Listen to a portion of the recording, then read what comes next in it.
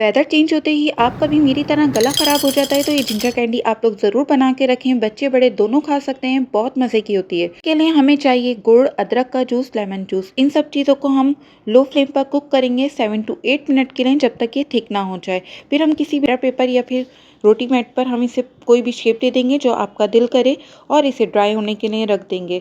ये जब ड्राई हो जाती है तो बहुत ही ज़बरदस्त सी ये कैंडी हमारी रेडी हो गई है।